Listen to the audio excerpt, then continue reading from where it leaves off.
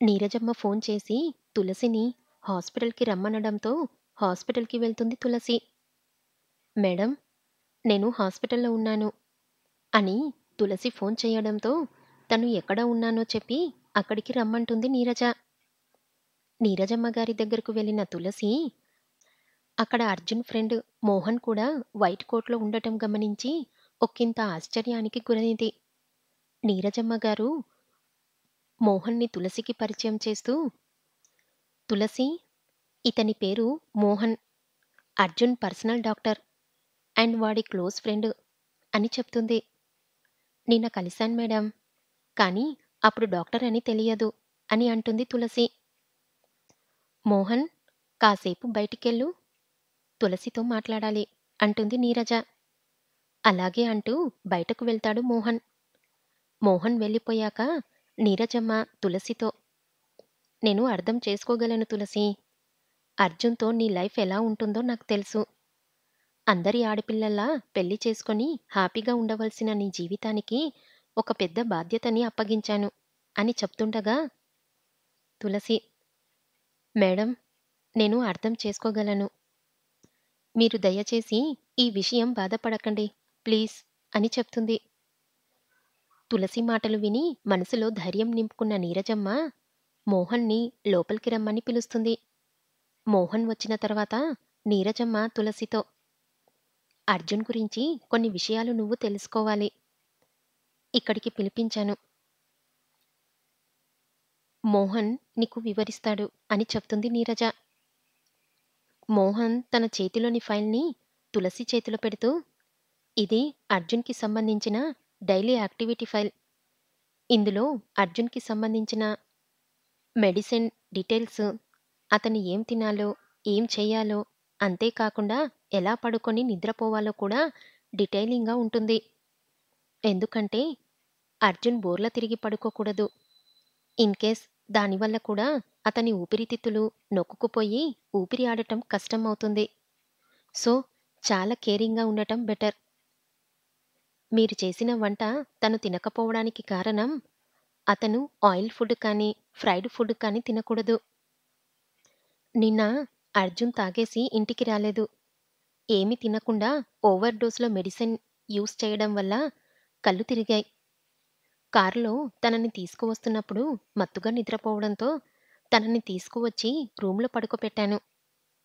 అర్జున్‌కి ఎటువంటి bad habits లేవు. నాకు తెలిసి వాడికున్న బాధల్ని ఎటువంటి మందు తగ్గించలేదని వాడి నమ్మకం. అదే నిజం కూడా. వాడి ప్లేస్‌లో వేరే ఎవరైనా ఉంటే ఆ బాధల్ని తట్టుకోలేక గివ్ అప్ అనేసేవాళ్ళు. ఎందుకంటే మనం రెగ్యులర్‌గా తీసుకునే శ్వాస వాడికి ఒక భారమైన పని. అర్జున్ నార్మల్‌గా ఉండి ఉంటే వాడిని పెళ్లి చేసుకున్నందుకు you are the most luckiest పర్సన్‌గా ఫీల్ అయ్యేదానివి. అంత బాగా చూసుకుంటాడు నిన్ను. కానీ ఇప్పుడు నువ్వే వాణ్ణి బాగా చూసుకోవాలి తులసి. వాడు నవ్వడం చూసి చాలా కాలమైంది అంటూ బాధపడుతూ అక్కడి నుండి వెళ్ళిపోయాడు మోహన్. మోహన్ మాటలు విన్న తులసి కంట్లో నీళ్లు తిరిగాయి.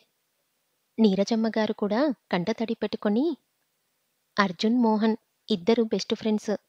అందుకే వాడంత ఎమోషనల్ అయ్యాడు" అని చెప్పి, "ఇంటికి వెళ్దాం" అని నీరజమ్మ గారు అనడంతో అక్కడి నుండి ఇంటికి వచ్చేస్తారు. "ఇప్పుడు అర్జున్ ఎక్కడున్నాడు మేడం?" అని తులసి అడగటంతో, "అర్జున్ ఇంకా వాడి ఫ్రెండ్స్ కలిసి ఓ కంపెనీ స్టార్ట్ చేశారు. ఇప్పుడు అక్కడే వర్క్ చేస్తూ ఉంటాడు" అని చెప్తుంది నీరజమ్మ. సాయంత్రం 6 గంటల సమయానికి ఇంటికి వస్తాడు అర్జున్. నేరుగా తన రూంలోకి వెళ్తాడు. రూంలో కొన్ని మార్పులు గమనిస్తాడు. ఇంతలో అర్జున్ అని పిలుస్తుంది నీరజ. అసహనంగా అమ్మా అంటూ ఆమె దగ్గరికి వెళ్తాడు. "ఏమైంది? ఎందుకలా ఉన్నావు?" "నా రూంలో ఇంకో బెడ్ ఎవరిది? ఎవరి కోసం?" "తులసి కోసం. ఇక నుండి తను నీ రూంలోనే ఉంటుంది." "మా ఆర్ యూ ఇన్ సెన్స్? తను ఎలా నా రూంలో? నాకు అస్సలు ఇష్టం లేదు. ఖాళీ చేయించు వెంటనే. Please let me be alone." తన మాటల్లోని కోపానికి అంతే కోపంగా నీరజ సమాధానాలు చెప్తుంది. అర్జున్, నాతో ఆర్గ్యూ చెయ్యకు. She is staying with you. That's it. ఇక నుండి నీకు ఏం కావాలన్నా తననే అడుగు. ఇంతకీ తన మొబైల్ నంబర్ అయినా ఉందా నీ దగ్గర? లేదు. నాకు అవసరం కూడా లేదు. అర్జున్, తను నీ భార్య.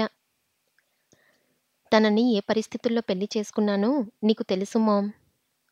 పరిస్థితులు ఏవైనా కానీ నీ లైఫ్‌లో ఇప్పుడు తనకి కూడా ప్లేస్ ఉంటుంది. గుర్తుపెట్టుకో. అండ్ రేపటి నుండి తనని కూడా మీ ఆఫీస్‌కి తీసుకెళ్ళు. అమ్మా, పని పాట లేకుండా తన ఆఫీస్‌కి వచ్చి ఏం చేస్తుంది? అయితే తనకొక జాబ్ ఇవ్వు. కుదరదమ్మా. ఎందుకని? ఆమె మాటల్లో గంభీరత్వానికి భయపడిన అర్జున్, ఆఫీసులో ఏ పోస్టు కూడా ఖాళీగా లేదు. మొన్న నేను ఆఫీస్‌కి వచ్చి చూసినప్పుడు మీ ఆఫీస్‌లో రిసెప్షనలిస్ట్ ఎవ్వరూ లేరు. నేను వచ్చి నిన్ను కలవడానికి చాలా టైం పట్టింది. తులసిని రిసెప్షనలిస్ట్‌గా జాయిన్ చేసుకో. అమ్మా, తనకి రిసెప్షనలిస్ట్‌గా చేయాల్సిన అవసరమేంటి? వేరే ఎవరినైనా చూస్తాన్లే. అయినా ఆ వర్క్ ఆమెకు తెలుసో లేదో అని అర్జున్ అంటుండగా అతని మాటలకు అంతరాయం కలిగిస్తూ, నాకు తెలుసు. ఇదివరకు నేను అదే వర్క్ చేస్తూ ఉండేదాన్ని అంటూ కలగజేసుకుంది తులసి. ఆ మాటలు విని పెదాల వరకు వచ్చిన నవ్వుని దాచిపెట్టి, సో, రేపట్నుండి తను కూడా నీతో పాటు ఆఫీస్‌కి వస్తుంది అని చెప్పి అక్కడి నుండి వెళ్ళిపోతుంది నీరజమ్మ. అర్జున్ కూడా తన గదిలోకి వెళ్ళిపోతాడు.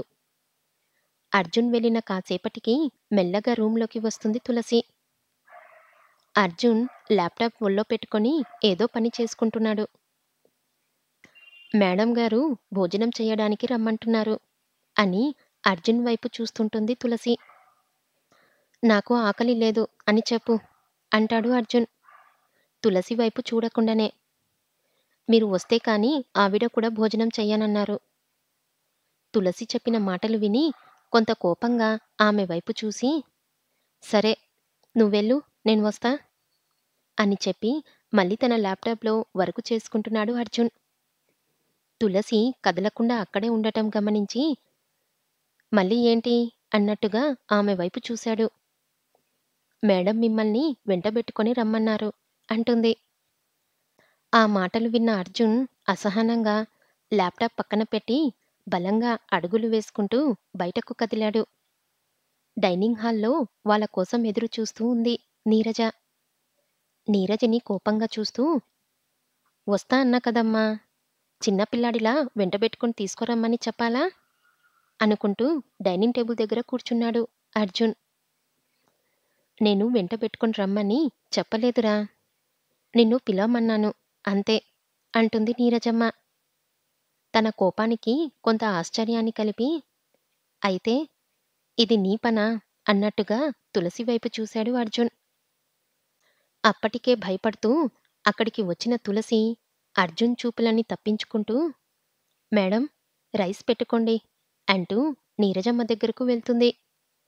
అర్జున్‌కి కూడా రైస్ వడ్డించు తులసి అంటుంది నీరజ.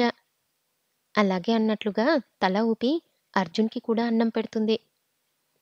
తులసి అన్నం పెట్టిన తర్వాత ఆ అన్నాన్ని అటూ ఇటూ మెదుపుతూ కూర గిన్నెలన్నీ ఓపెన్ చేసి వెతుకుతుంటాడు అర్జున్. ఏం వెతుకుతున్నావ్ అంటుంది నీరజ. ఇందులో నా కర్రీస్ ఎక్కడ ఉన్నాయా అని అర్జున్ అడగడంతో, నీ కర్రీస్ ఏంట్రా? ఇక్కడ చేసిన కర్రీస్ అన్నీ నువ్వు తినడానికే అంటుంది నీరజ. అవునా అంటూ తినడం మొదలుపెడతాడు అర్జున్. అర్జున్ తినడం పూర్తయిన తర్వాత, వంట చాలా బాగుందమ్మా అంటాడు. వంట చేసింది నేను కాదురా, తులసి అంటుంది నీరజ. ఆ మాట విన్న అర్జున్ తులసి వైపు ఒక చూపు చూస్తాడు. తర్వాత గుడ్ నైట్ అమ్మా అని చెప్పి తన రూంలోకి వెళ్ళిపోతాడు. కాసేపటికి ఒక చేతిలో టాబ్లెట్స్, మరొక చేతిలో వాటర్ బాటిల్ తీసుకొని అర్జున్ దగ్గరికి వచ్చి, మెడిసిన్ వేసుకోండి అంటుంది తులసి. వాటిని వేసుకొని థాంక్స్ అని చెప్పి తన ల్యాప్‌టాప్ పనిలో పడిపోతాడు అర్జున్. తులసి వెళ్ళి పక్కనే ఉన్న తన బెడ్ మీద పడుకుంటుంది. అర్జున్ కూడా తన పని ముగించుకొని నిద్రపోతాడు. కొంతసేపటి తర్వాత అతన్ని ఎవరో నిద్రలేపినట్టుగా అనిపిస్తుంది. లేచి చూస్తే తులసి. ఏమైంది? అంటూ చిరాకు పడుతూ అడుగుతాడు. మీరు బోర్ల పడుకోకూడదని మోహన్ చెప్పాడు. కానీ మీరు అలానే పడుకొని నిద్రపోతున్నారు. అందుకే లేపాను అని చెప్తుంది తులసి. తన మాటలు విన్న అర్జున్, ఆ మోహన్ గాడు నేను మంచినీళ్ళు తాగినప్పుడు కూడా ఎత్తి పోసుకోకు, తల దించి తాగు అంటాడు. ఏదో ఒకటి చెప్తూనే ఉంటాడు. నువ్వేం పట్టించుకోకు అని అంటాడు అర్జున్. కానీ అని ఏదో చెప్పబోతున్న తులసిని, ఇదిగో ఎక్కువగా విసిగించకుండా పడుకో, పొద్దున్నే ఆఫీస్కి వెళ్ళాలి అని కసిరించుకొని బోర్ల తిరిగి నిద్రపోతాడు అర్జున్. అర్జున్ వైపే చూస్తూ నిద్రపోతుంది తులసి. మధ్యరాత్రిలో చాలా గట్టిగా ఊపిరి పీలుస్తున్న సౌండ్ వినిపించడంతో వెంటనే లేచి అర్జున్ వైపు చూస్తుంది. చాలా గట్టిగా ఊపిరి పీల్చడానికి ప్రయత్నిస్తున్నాడు అర్జున్. అతని చేయి పట్టుకొని అర్జున్, అర్జున్ అంటూ గట్టిగా అరుస్తుంది తులసి. అలా చూస్తుండగానే స్పృహ కోల్పోతాడు. మేడం అని గట్టిగా అరుస్తూ తులసి అరుపులు వినిపించిన నీరజ వెంటనే అర్జున్ దగ్గరకు వచ్చి చూస్తుంది. కాల్ మోహన్ ఇమీడియట్లీ అని తులసికి చెప్పి అర్జున్ షర్ట్ బటన్స్ ఓపెన్ చేసి ఛాతీపై బలంగా నొక్కుతూ అర్జున్, అర్జున్ వేకప్ అని అరుస్తుంటూ ఉంది. కాసేపటికి మోహన్ అంబులెన్స్ తీసుకువచ్చి అర్జున్ని హాస్పిటల్కి తీసుకువెళ్తారు. అంబులెన్స్లో అర్జున్ని హాస్పిటల్కి తీసుకువస్తుంటారు. అంబులెన్స్లో నీరజ అర్జున్కి సిపిఆర్ చేస్తూ ఉంటుంది. మోహన్ హాస్పిటల్కి ఫోన్ చేసి ఇన్ఛార్జ్ ఎవరున్నారో కనుక్కొని ఎమర్జెన్సీ వార్డు రెడీ చేయమని చెప్పి డాక్టర్ మనోహర్ని కూడా కాంటాక్ట్ చేసి ఎమర్జెన్సీ వార్డుకి రమ్మంటాడు. అర్జున్ని ఎమర్జెన్సీ వార్డుకి తీసుకువెళ్తారు. వేగంగా అడుగులు వేసుకుంటూ వస్తున్న Manohar, what is the situation now అని మోహన్ని అడుగుతాడు.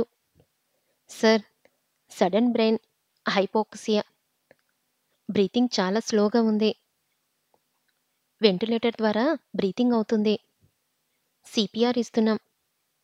కానీ కార్డిక్ అటాక్ వల్ల అన్కాన్షియస్గానే ఉన్నాడు అని వివరిస్తాడు Mohan. What is the pulse rate అడుగుతాడు Manohar. 40 and decreasing sir. Then give him electrical cardioversion. Too risk sir. Arjun already having lung disease stroke overdose. అయితే అతను చనిపోయే అవకాశం ఉంది. మనకి ఇంకో దారి లేదు Mohan. And you are running out of time. వారి సంభాషణ వింటున్న నీరజ గారు కలగచేసుకొని, let's take the risk Mohan. Low ఎనర్జీతో షాక్ ఇవ్వండి.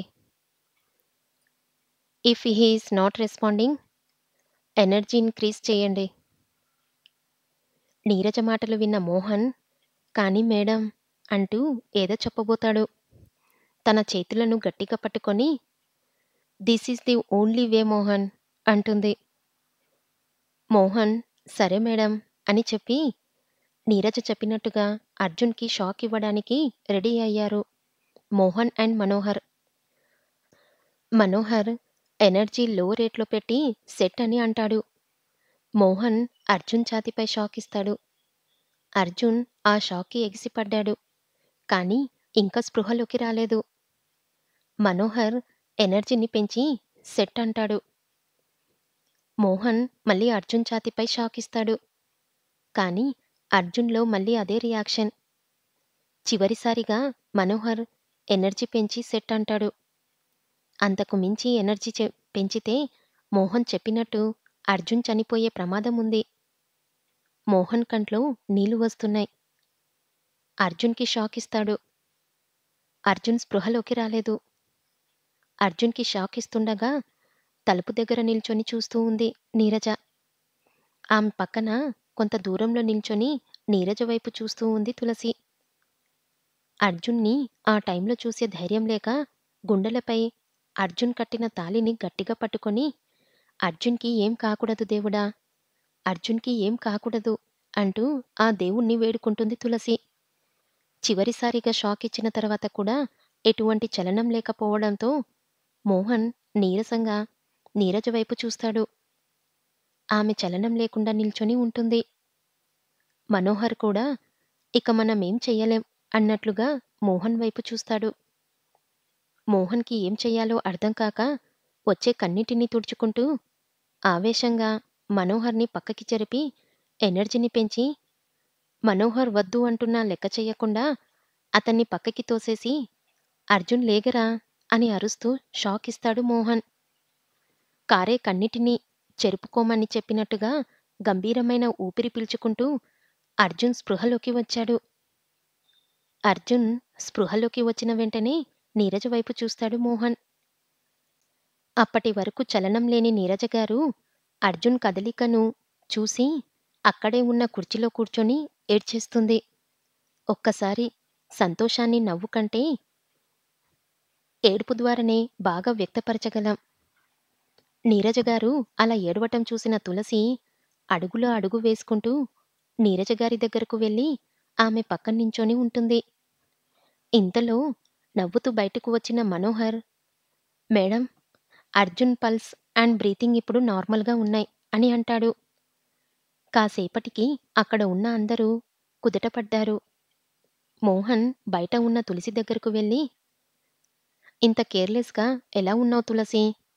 వాడు దాదాపుగా చావు అంచుల వరకు వెళ్లి బ్రతికాడు. నీకు అర్జున్ గురించి అంత డీటెయిల్‌గా చెప్పిన తర్వాత కూడా ఇలా జరిగితే, ఇక నువ్వు అర్జున్‌తో ఉండటం వల్ల యూజ్ ఏమిటి?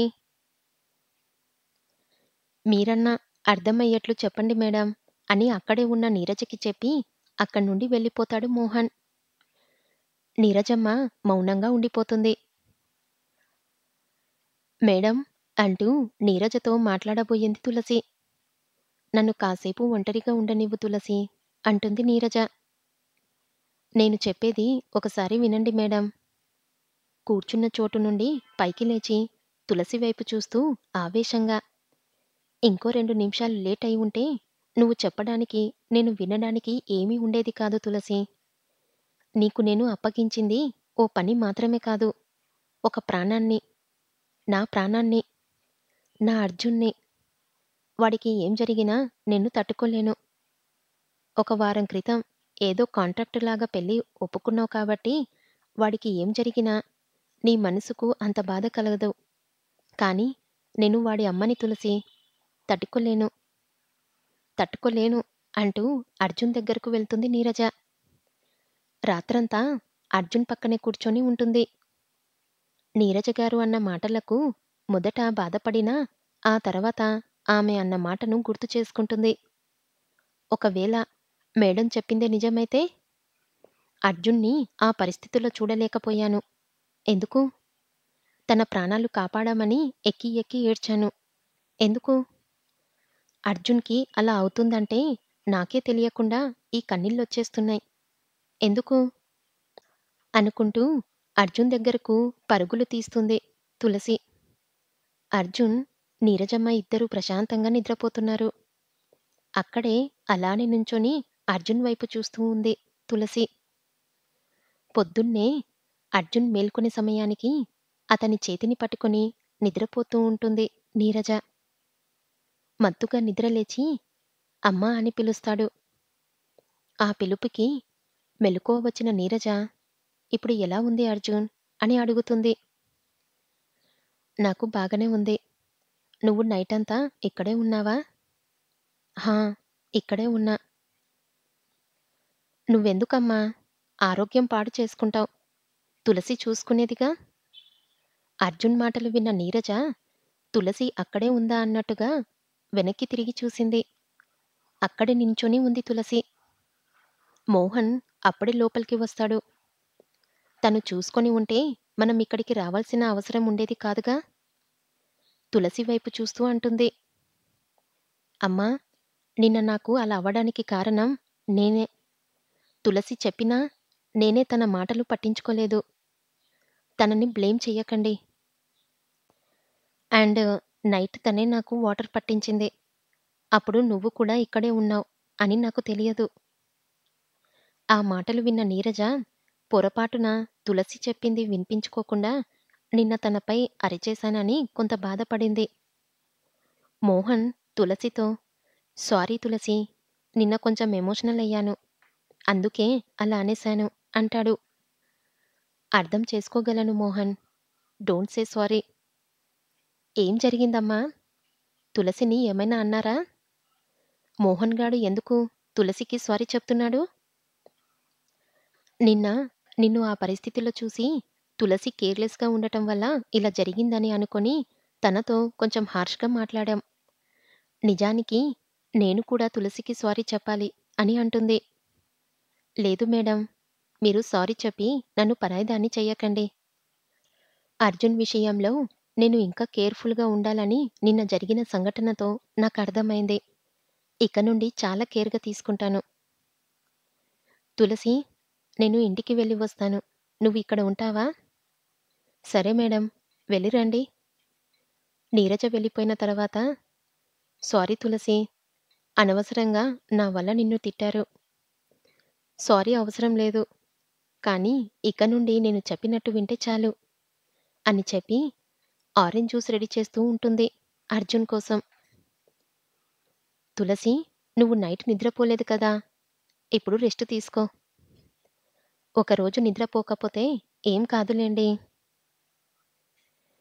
తులసి, ఈ అండి, గిండి అని పిలవకు. Call me Arjun. లేదు, నాకు ఇలానే బావుంది. ఈలోపు తలుపులు పగిలిపోయేంతలా నెట్టుకొని ఓ అల్లరి మూక వస్తారు. వాళ్ళే అర్జున్ ఫ్రెండ్స్. శాంతి, కృష్ణ, సుధీర్. తులసికి వాళ్ళ అందర్నీ పరిచయం చేస్తాడు అర్జున్. తులసి వాళ్ళకి ఆల్రెడీ తెలుసు. మిగిలిన బ్యాచే. ఏదిరా? వాళ్ళు రాలేదురా. మాకు నువ్వు హాస్పిటల్‌లో ఉన్నావని తెలియదు. నీకోసం మీ ఇంటికి వెళ్ళాం. ఆంటీ నువ్వు ఇక్కడ ఉన్నావని చెప్పారు. ఏం జరిగిందిరా? అప్పటికే ఏడుపు మొహం పెట్టింది శాంతి. ఏం కాలేదురా. Just general checkup. సాయంత్రం వరకు అబ్జర్వేషన్‌లో ఉంచి పంపించేస్తారు. అయితే నువ్వు కూడా వైజాగ్ వస్తున్నావుగా? ఎందుకురా? ఏమైనా పని ఉందా అక్కడ? బాబూ, పని పిశాచి. ఈ శనివారం నాకు, శాంతికి పెళ్లి గుర్తుందా? వీడికి ఎందుకు గుర్తుంటుందిరా? వీణ్ణి అడగటం కూడా వేస్ట్. సారీరా, మర్చిపోయాను. నీ సారీ ఏం అవసరం లేదు.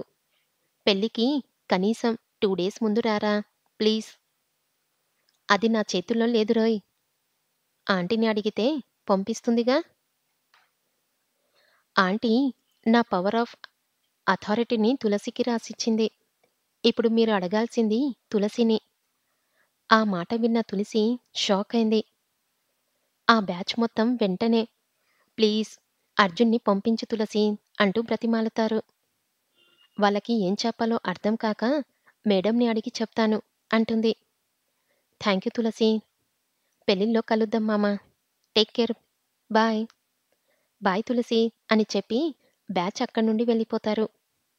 వాళ్ళు వెళ్ళిపోయిన తర్వాత ఉఫ్ అంటూ రిలాక్స్ అయ్యి, నువ్వేం టెన్షన్ పడకులే తులసి. అమ్మ ఎలాగో నన్ను పంపించదు అంటాడు అర్జున్. ఎందుకు? ఏమో, నాకు యాక్సిడెంట్ అయిన తర్వాత నుండి నన్ను ఎక్కడికి వెళ్ళనివ్వట్లేదు. దాని గురించి వదిలేయ్. నువ్వు రెస్ట్ తీసుకో ప్లీజ్. తులసి నాకు రెస్ట్ అవసరం లేదు అని చెప్తున్నా అర్జున్ వినిపించుకోపోయేసరికి సరే అంటూ అర్జున్ పక్కన కూర్చొని అర్జున్ పడుకున్న బెడ్‌పై తల పెట్టి నిద్రపోతుంది. తనకు తెలియకుండానే అర్జున్‌పై ప్రేమను పెంచుకుంటుంది తులసి.